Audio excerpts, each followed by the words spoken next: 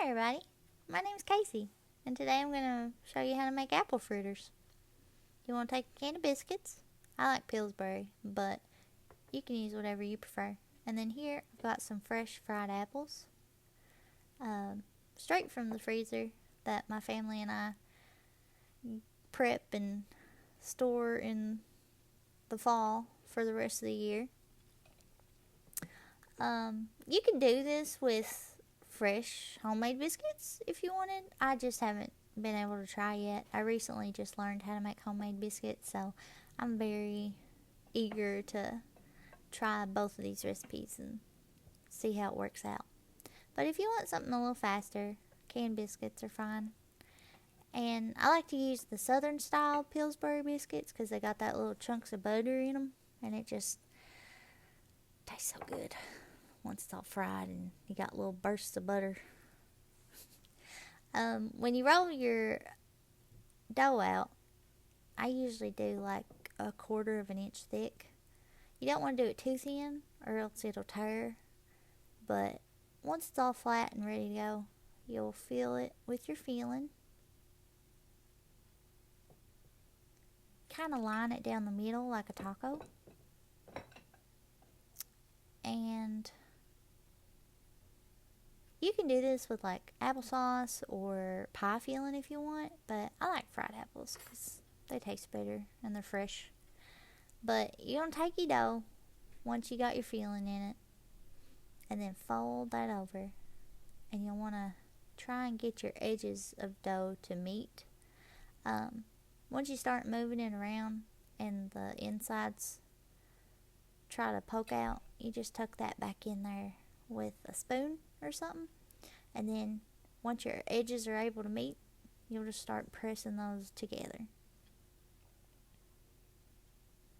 So here you just press it all the way around, tuck in what filling you can, because you don't want it coming out while you fry, because then you lose all your filling and then it's just bread.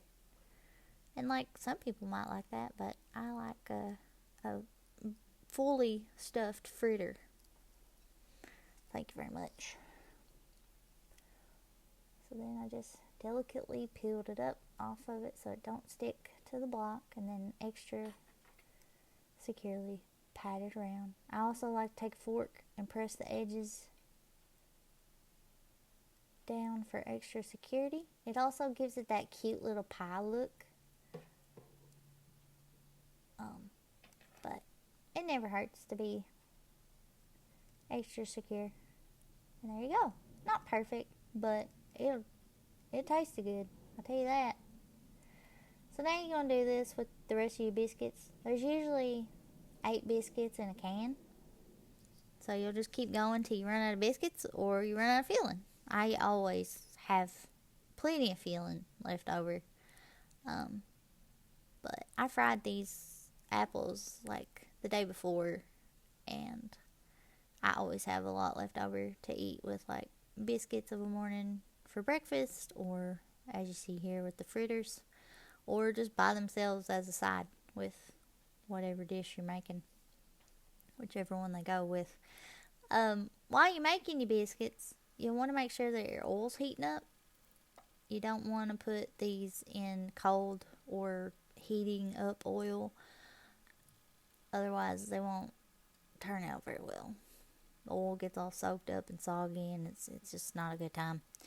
So you'll cook one side till it's nice golden brown, and then you'll flip them over, cook the other side, and as you go, you'll just add in your fresh fritters, and then as they get done, you'll want to put them on a plate with like paper towels to help soak up that extra oil.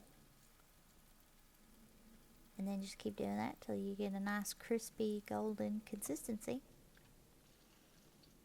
Look at that. Delicious. And just be careful with your hot oil. Don't want to burn yourself.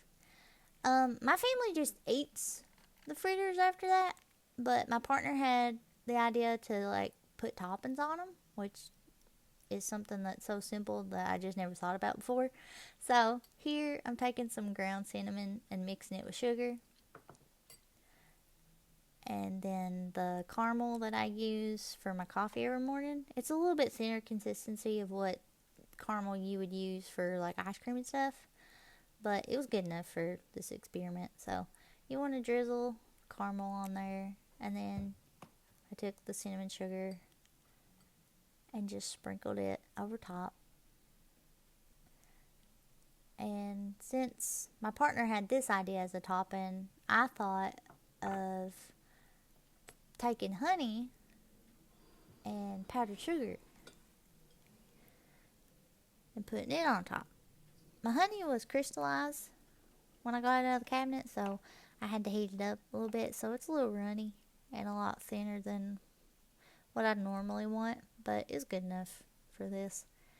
So I just drizzle some honey on there, and then I take some powdered sugar and sift it over top. It's kind of like a beignet. I've never had a beignet before, but I imagine it was similar to this. And then that's it. You just enjoy.